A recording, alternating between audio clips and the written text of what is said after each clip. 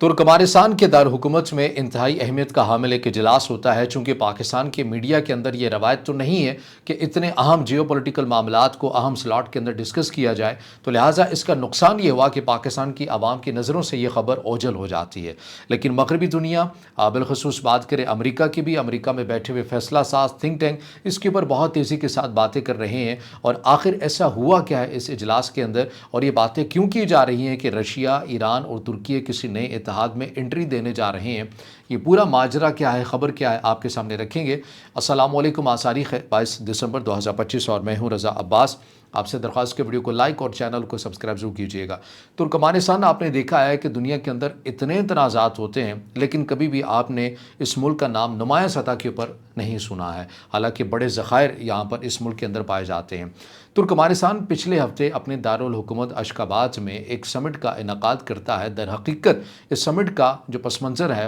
جو وجہ ہوتی ہے مین، وہ سیلیبریٹ کر رہے ہوتے ہیں اپنی اس 30 سالہ خارجہ پالیسی کو، جس کے مطابق ترکمانستان یہ سمجھتا ہے کہ ہم نے اس پورے 30 سالوں کے اندر کامیاب سفارتکاری اس لحاظ سے کی ہے کہ دنیا کے اندر اتنے تنازعات ہوئے، نہ ہی ہم کسی ایجنڈے کے تحت کسی کے ساتھ معاشی بلاک کے اندر شامل ہوئے اور نہ ہی کسی کے عسکری بلاک میں شامل ہوئے، بلکہ ہم نے غیر جانبدار ہو کر، نیوٹرل ہو کر اپنی پالیسی کو لے کے چلے ہیں، اور یہی ہماری کامیابی اور ترقی کا راز بھی ہے۔ اب اس سمٹ کے اندر ترکی، ایران اور رشیا کی قیادت بھی موجود ہوتی ہے، اور وہاں پر ایک تصویر بھی وائرل ہو جاتی ہے، اور اسی کو لے کر زیادہ تر مغربی دنیا اور بالخصوص امریکہ کے اندر بیٹھے ہوئے وہ فیصلہ ساز تھنک ٹینک پروفیسر جو ان تمام چیزوں کو کور کرتے ہیں، میں جیفری سیکس کا جو نمایاں نام ہے، ان شخصیت کا بڑی سنجیدہ قسم کی گفتگو بھی کرتے ہیں، یہ اس تصویر کو یا اس سمٹ کے اندر ایران، رشیا اور جو ترکی کا جو کردار ہے اس کے اوپر بہت زیادہ باتیں کر رہے ہیں۔ یہ باتیں کیوں کر رہے ہیں، تھوڑا سا پس منظر کے اندر میں لے کے چلتا ہوں کہ ان کے کہنے کا مقصد کیا تھا، کیوں اس کے اوپر زیادہ باتیں کی جا رہی ہیں۔ آپ کو پتہ ہے کہ قرباخ کی لڑائی ہوئی تھی آرمینیا اور آذربائیجان کے درمیان، اور جو آخری لڑائی ہوئی اس کے اندر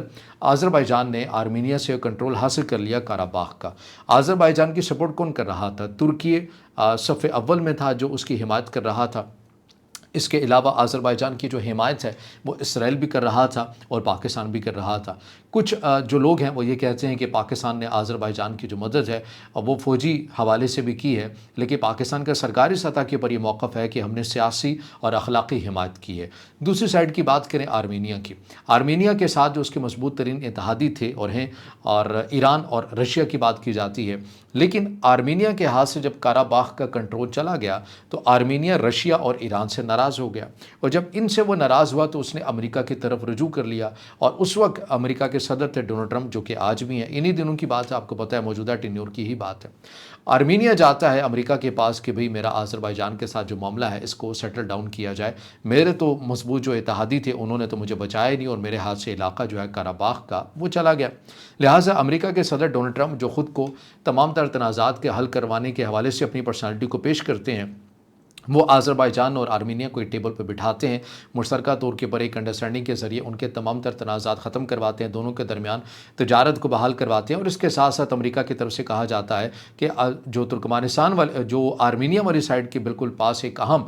تجارتی کوریڈور ہے، زنگزور کوریڈور اس کو کہا جاتا ہے، یہاں پر امریکہ کنٹرول سنبھالے گا اس کوریڈور پر۔ اب اس کے بعد ایران کو یہ بات ناگوار گزرتی ہے، کیونکہ ایران کی بالکل سرحد اس کے ساتھ جڑتی ہے۔ ایران آرمینیا کے سامنے شدید احتجاج کرتا ہے، اور ایران کی طرف سے کہا جاتا ہے کہ کسی صورت بھی ایران کی سرحد کے پاس ہم امریکہ کو نہیں آنے دیں گے، اور آذربائیجان اس چیز کو اشور کرے گا۔ آذربائیجان کی طرف سے بھی بیان دیا جاتا ہے کہ ٹھیک ہے، ہم ایران کے ان تحفظات کو دیکھیں گے، اور ہم ایسی کوشش کریں گے کہ ہمارے جو پڑوسی ہیں وہ کسی بھی پالیسی کی وجہ سے ہم سے ناراض نہ ہوں۔ یہ معاملہ آپ کو پس منظر کے اندر میں نے آپ کے سامنے جو چیز ہے وہ رکھی ہے۔ اب کیا ہوا ہے؟ اب جو زیادہ باتیں مغربی دنیا یا امریکہ کے اندر جو فیصلہ ساز کر رہے ہیں وہ کچھ اس انداز میں کر رہے ہیں کہ جو در حقیقت 2020 کے اندر ہونے والی لڑائی تھی قرباخ کی آرمینیا اور آذربائیجان کے مابین، حالانکہ اس میں بہت کچھ آرمینیا کے ساتھ مل کر رشیا کر سکتا تھا، لیکن اس نے نہیں کیا، اور جو نہیں کیا اس چیز کو جوڑا جا رہا ہے کہ در حقیقت پس پردہ ایران، رشیا اور ترکی کی ایک انڈرسٹینڈنگ تھی، اور میوچل انڈرسٹینڈنگ کے ساتھ ترکی کو قفقاز اس خطے کے اندر جو کہ ایشیا اور یورپ کو ساتھ ملاتا ہے، یہاں پر بجائے کہ مغربی طاقتوں کی امریکہ کا ہولڈ زیادہ ہو تو ہم کیوں نہ ترکیے کو سپیس دیں، اور ترکیے کو سپیس دینے کے لیے تمام جو چیزیں ہیں یہ میوچل انڈرسٹینڈنگ کے ساتھ ہوتی ہوئی نظر آتی ہیں۔ میں یہ نہیں کہہ رہا کہ یہ ترکیے، ایران اور رشیا کے کوئی آفیشیل بیانات ہیں، امریکہ کی جو شخصیات ہیں اہم، وہ اس حوالے سے ان تمام چیزوں کو ڈسکس کر رہے ہیں۔ اب اس کا نتیجہ کیا ہوا ہے، کیونکہ آپ کو پتہ ہے کہ یہ ایک ایسا خطہ ہے جو تجارتی راہداریوں کے حوالے سے منفرد ہے، یہاں پر قدرتی معدنی وسائل بھی یہاں پر موجود ہیں، اور مستقبل کی تجارت کا ایک تمام جو منظرنامہ ہے وہ بھی کھینچتا ہے، اور مستقبل بھی تجارت کا یہ طے کرتا ہے۔ تو اس لیے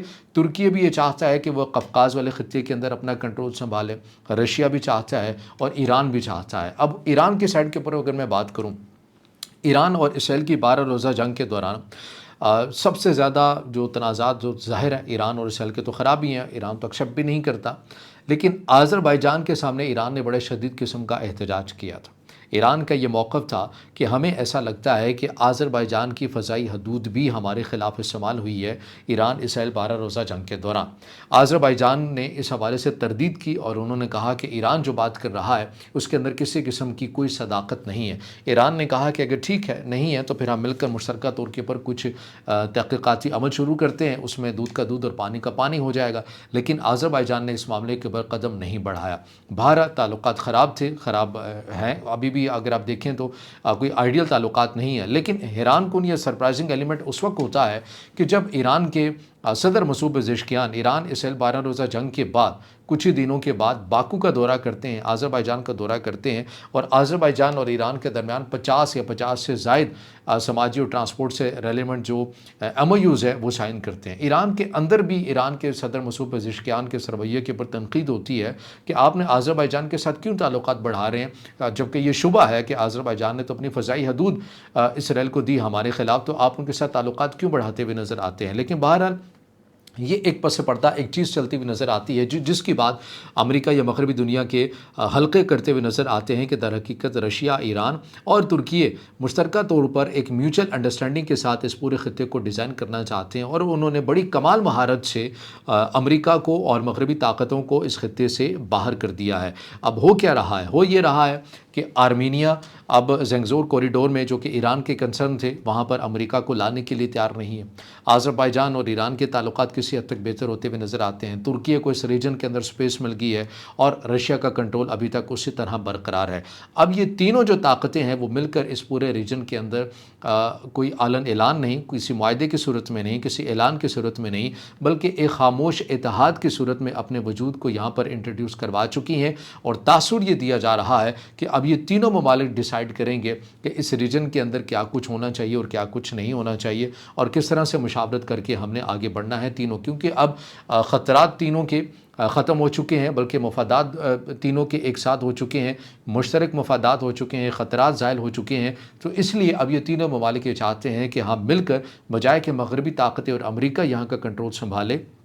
ہمیں یہاں پر اس خلا کو فوری طور کے پر پل کرنا چاہیے، اور پل کرنے کے بعد ہمیں تمام ممالک کو اپنے ساتھ مل کر لے کر چلنا چاہیے۔ اب ایک جو کھٹکا ہے ایران کو وہ یہ ضرور ہے کہ آذربائیجان اور اسرائیل کے بڑے مثالی تعلقات ہیں۔ اب یہ دیکھنا ہے کہ یہ ایک چیلنج ضرور ہوگا اگر ایسا ہے، ایران، ترکی اور رشیا اس خطے کے اندر اگر کوئی خاموش معاہدہ یا ایگریمنٹ یا اتحاد بنا رہے ہیں، تو اس کے اندر ایران کے لیے فی الحال ابھی ایک فیکٹر ہوگا کہ آذربائیجان اور اسرائیل کے جو تعلقات ہیں وہ مستقبل میں اس کے لیے کوئی تھریٹ نہ بنے، جیسا کہ ابھی ایران اور اسرائیل کی 12 روزہ جنگ کے دوران ایران کو تھا، اور تشویش بھی تھی اور شک کا اظہار بھی کیا گیا، بیانات بھی دیے گئے، دونوں سائڈ پر لفظی تکرار بھی ہوئی۔ لیکن اب یہ دیکھنا ہے کہ یہ تینوں ممالک مل کر اپنا کیا کردار ادا کر سکتے ہیں اور کیا کریں گے، اور جو مغربی دنیا کو اور امریکہ کو جو تشویش ہے واقعاً ایسا ہی ہے کہ یہ تینوں ممالک مل کر اس پورے ریجن کو، خطے کو، قفقاز کو کنٹرول کر رہے ہیں، اور تمام جو پالیسی ہیں انہیں اثرینو ترتیب دیتے ہوئے نظر آ رہے ہیں۔ بہرحال یہ وہ چیزیں ہیں، اپڈیٹس ہیں